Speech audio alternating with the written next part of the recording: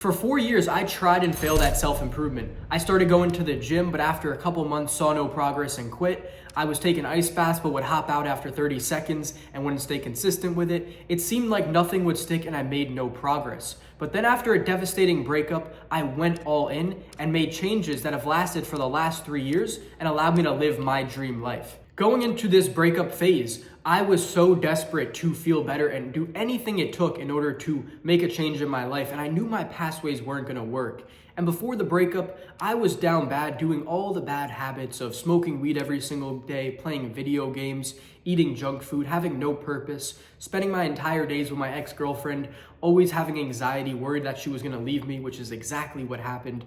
So when I went into this new phase, I was very open-minded to things that I could do different and actually have some results and see some success. And this is when I came across self-improvement YouTube. And I started with the foundational basics of holistic self-improvement, doing meditation, journaling, and reading on a daily basis. And I didn't know it at the time, but this coupled with watching the consistent self-improvement YouTube videos from Hamza and all those guys allowed me to build my new identity of someone who is just a self-improvement oriented guy who does these things on a consistent basis. And this is what's allowed me to achieve great success. So for you to make a change that's actually gonna stick around and change your life for real, you need to ingrain it into your identity and self-concept. And before we dive into those, you need to understand what your identity and self-concept really means. It's just the beliefs, opinions, and values that you hold to yourself, basically how you see yourself in your mind and what you think of yourself on a daily basis. So if you were to be, let's just take two comparisons. If you viewed yourself as a gym rat, a gym goer, a fit and healthy person overall, versus someone who is fat, obese, they love junk food, they hate going to the gym, it's so hard, they don't want to exercise, which one of those people do you think is going to have an easier time staying fit and staying healthy? It's obviously going to be the gym rat, the gym goer, the fit person, because that's just in alignment with their identity. They're going to do habits and actions that are going to allow them to maintain that identity, because once you've identified with something, you really want to defend it. You want to make sure that you stay consistent with that, because once it's really ingrained in your being, you're just going to naturally act in accordance with what that type of person would do. And with that said, the key to making self-improvement work over the long run and getting the results that you really desire is going to be ingraining it into your identity and self-concept. And this is a lot easier than you'd ever imagine. It first starts with just 2 basic steps, and then there's 3 other things after that you can do that is really going to help boost this whole process and really solidify them into your core and your being as a person. So let's start with the first 2 basic steps that you need to do. The first one is going to be identifying all the areas that need changing. So what identity do you want to assume? Do you want to go from being a fat person to being a fit person? Do you want to go from being shy and introverted and scared of every single girl to talking to every single pretty girl you see, being a confident extrovert? You're going to have to write all these out. And then step 2 is just prove it to yourself with small wins on a consistent daily basis.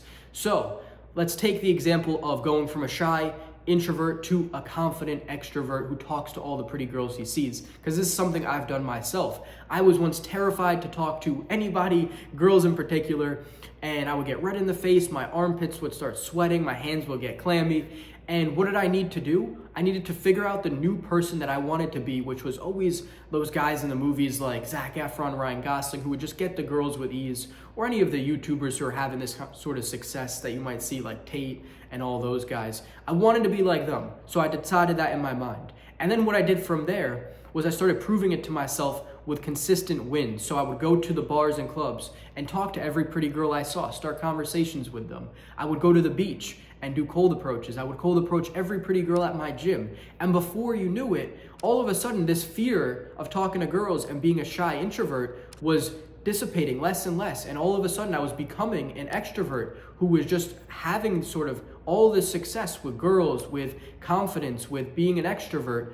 And it just ingrained into my being, and now that's who I am as a person. And it's very easy for me to maintain this identity by just talking to people on a consistent, normal basis. And it's not such a struggle anymore. But it's gonna be a little bit hard for you to make that initial shift, but that's why you need to prove it to yourself with the small consistent wins and really, really build it up over time until it's ingrained into the core of your being. And then you've kind of won. And now you have it ingrained in you and it's just going to stick around. So as long as you don't do too much to go against that, you're just gonna have this identity that you can maintain on easy mode. You're still gonna have to do some work to maintain it, but it's a lot easier than if you never integrated it into your being in the first place. Okay, so let's dive into the first helpful step. And let's use the example, something that I've also done was going from low testosterone to high testosterone and exactly how I did it. So one of the things I included during this time was affirmations. So I would write out, I am grateful for having 1,000 nanograms per deciliter testosterone levels.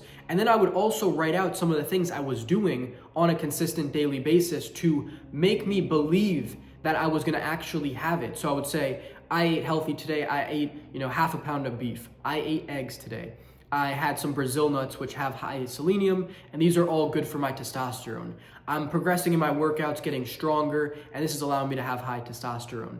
It is allowing you to visually see and write out everything that you're doing to create the belief that you have this new identity, which is very, very important. So you can write out affirmations for every single thing you do, and then also write out a gratitude statement having assumed that thing that you're going for, the new identity, in present tense, assuming that you already have it. That's very important that you say it in present tense and being grateful for having it already.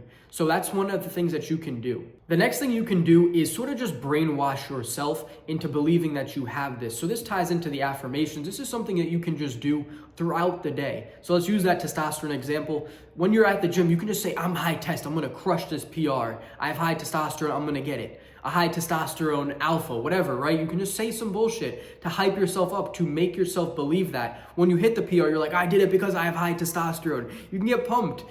Let these things be small internal wins for yourself and really just allow yourself to believe the new identity that you're trying to assume. So brainwashing yourself by telling it to yourself throughout the day, just saying that you have high testosterone or whatever the new identity is that you're trying to assume is 100% gonna help you out. The power of belief is insanely powerful. So if you don't believe me, read You Are the Placebo. In this book, basically it explains that by taking a sugar pill, you can get rid of cancer if you just simply believed it. So brainwashing yourself and allowing yourself to believe something through brainwashing, the affirmations, and the last step that I'm about to tell you is very, very powerful.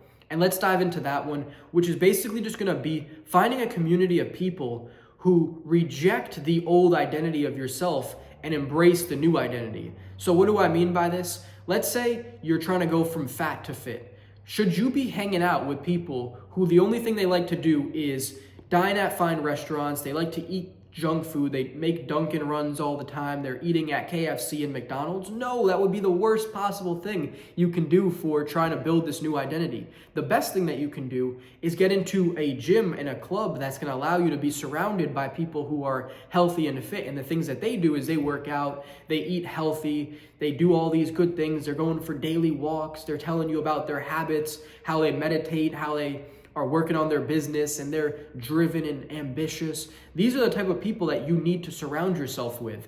So joining a community that rejects the old version of yourself is gonna help you embrace the new identity, where it just seems normal to do these things, where these people, they don't take cheat days, right? If you're trying to go from fat to fit and you're hanging out with people who are like, cheat days, what is that? I don't take a cheat day. What am I, a fucking loser? How long do you think it's gonna be before you start assuming the identity of, oh yeah, cheat days, I don't need to do that on my diet. That's what losers do. Whereas your old friend group, the ones who would find dining and eating at McDonald's and KFC, that's all they did was cheat days every day. And if they were on a diet, they'd probably have 3 cheat days a week. So it's gonna make it much harder for you to embrace the new identity when you're surrounded with the old crowd that embraced the old one. So getting in the community of like-minded people is gonna be cheat code number 1. And if you don't have anybody around you currently, the best thing you can do is find that community on YouTube. Someone like myself. There's tons of other guys as well for different specific niches. And this can allow you to feel really at home and with the identities of people who are very like-minded, although you're not physically present with them. Watching their content on a daily basis, as I described earlier, when I was watching Hamza's first discovering self-improvement YouTube, was super important for me to build my identity and sort of be surrounded by the type of people who I wanted to be like. Even though it was just through YouTube, it made a huge difference in my life. And I'd highly recommend that you do the same thing. So with that said, if you want to learn about becoming the best version of yourself, becoming a masculine guy, improving in every single aspect of your life, go ahead and hit the subscribe button on this channel because that's what we're going to be doing here. And if you want help with anything that I teach, go ahead and book a free coaching call with me down below where we'll do that and we'll get you to the best version of yourself. All right, I'll see you guys in the next video. Have a great day, everyone.